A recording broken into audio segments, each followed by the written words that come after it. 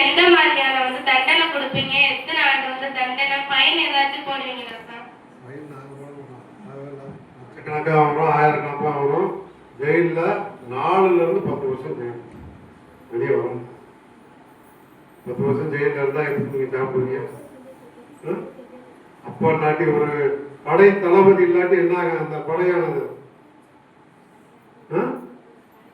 படையாவே இருக்காதுல்ல. படை தளபதி இருந்தா தானே படைய வழிநடத்தி போய் ஜெயிக்க முடியும். இப்ப வீட்டுல தாயும் தாப்படும் இல்லாட்டி என்ன ஆகும்? படைத்தளபதி நடத்துறதே வழி நடத்துறதே யாரு? செஸ் விளையாடுறது பார்த்திருக்கியா? ராணி. ராணி எந்த கட்டத்துக்குள்ளனாலும் போவோம், ராஜா போக மாட்டாங்க. உண்மையா? அப்ப ராஜாவே கண்ட்ரோல் பண்ணி கொண்டு போறது யாரு? ராணி. அது யாரு? இந்த ராணி யாரு?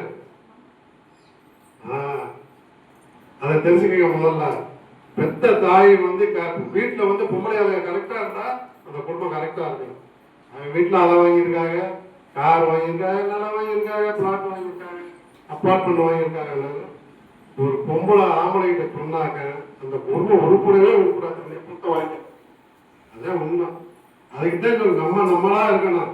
இருக்கிறத வச்சு வாழணும். அடுத்து 1000 பேருக்கு போட நம்ம ஒரு நேரம் பத்தியாவோ இல்ல கையில காசு நோட்டி எவனோ ஓசியா கொடுக்க போறோம்னா கொடுத்தா கடையில் இருக்கான். 2 நாளைக்கு கொடுப்பான், 3 நாளைக்கு வேற போகல கொடுக்க போறோம். உண்மையா? உண்மையா இல்லையா? யாரும் தரமாட்டாங்கம்மா. நம்மளாலையும் கொடுக்க முடியாது. எத்தனை நாளைக்கு போய் கடை வாங்க முடியும்? 4 பேர்த்திட்ட வாங்கினா கடையை கூடிட்டே இருக்குமா, குறையுமா? அது திருப்பி கொடுக்க முடியாது. அப்ப வருமானம் வந்தா தான் கொடுக்க முடியும். அதனாலதான் வருமானத்துக்கு ஏற்ற மாதிரி என்ன செய்யணுமா? சிக்கனமா இருக்கணும். அதுதான் சொன்னேன், சம்பளம் வாங்குறோம் அப்படின்னா சேவிங்ஸுக்கு எடுத்து வச்சுட்டு மீதியை சாப்பிடணும். ஒரு சின்ன உதாரணம் சொல்றேன்.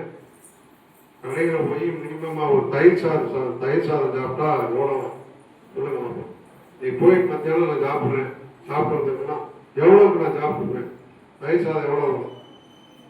30 ரூபா, 40 ரூபா. சரி, கடையை பொறுத்து 50 ரூபா வச்சுக்கணும். பிரியாணி சாப்பிட்டா எவ்வளோ வரும்? 100 ரூபாய். அது இங்க இருக்கிற பிரியாணி, பிளாட்ஃபார்ம்ல போற பிரியாணி. நீங்க திண்டுக்கல் வேணு பிரியாணி, தலப்பாக்கட்டி பிரியாணிக்கெல்லாம் போனீங்கன்னா என்ன ஆகும்? 600 ரூபாய், 700 ரூபாய். தயிர் சோறு சாப்பிட்டாலும் பசி அடங்குதா?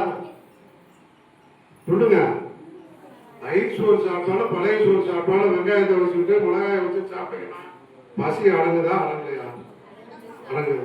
பிரியாணி சாப்பிட்டோம்னா தயிர் சோறு எவ்வளவு, பிரியாணி எவ்வளவு? அப்ப நீ 600 ரூபாய்க்கு சாப்பிட்டா மீதி காசுலாம் எங்க போகுது? வயிற்றுக்குள்ள போய்